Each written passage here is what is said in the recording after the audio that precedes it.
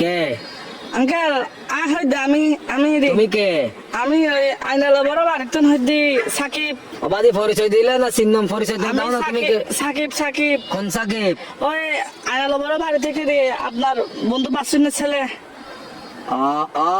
আচ্ছা সাকিব, সাকিব। কি অবস্থা বাবা, কেমন আছো? আঙ্কেল একটু একটা কাম করেন না, আমার বাসা একটু যাইতে পারবেন? একটু আমার আব্বু আম্মুকে একটু বুঝাই বলতে পারবেন?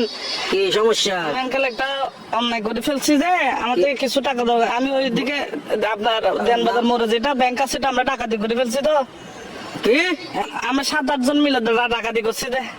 তো এগুলো কোনো কথা? তোমার ফ্যামিলিতে সস্তাটা আছে কেউ? এগুলো একটা কাজ করলে তুমি, হ্যাঁ তোমার পেছনে তো পুরা দেশের পুলিশ আর্মি সবগুলো করবে এখন। Uncle, এগুলো তো আমি কি বুঝাবো এখন তোমার Uncle, ঘরে? টাকা তোমার দাও, কাজগুলো টাকা। কিন্তু উচিত হয় না। না না না, এগুলো কিন্তু উচিত না কাজ। না, না এগুলো বলে লাভ নাই। তোমার ঘরে কি, Uncle, তোমার কি অভাব আছে? হ্যাঁ তোমার কিসের অভাব? তুমি চুরি করছো?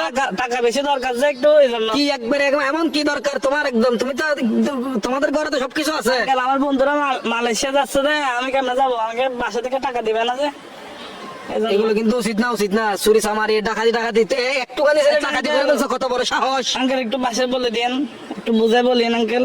আমি সেভ আসিনি, আচ্ছা, আমি সমস্যা মোবাইলটা নাই। সিম টিম ভাঙি ফেলবো। কারণ এই আর কি, মানে আমার তো কোনো ভয় নাই আঙ্কেল, আমার কিছু হবে না। আমার পুলিশ আমার কিছু করতে পারবে না, আমার ফ্যামিলি করতে পারবে না। পুলিশ তো ধরেন বাস যাবেন না আপনি, পুলিশ করবে তো আপনাকে। আমি কি তোমাকে ডাকাতি করতে বলছি? না আঙ্কেল, আমি সিম মোবাইল ভাঙি ফেলবো, তো আমার লাশ কলা আপনি না, এই জন্য আঙ্কেল। কি লাশ কলা আপনি না, এই জন্য পুলিশ। অসুদানির বুয়া, অসুদানির বার কার মানুষ চলে বলে দিনে লাশ কল দিবে হাঙ্কির বাটিয়া হচ্ছে অসুদানির বুয়া, সুদানি তোর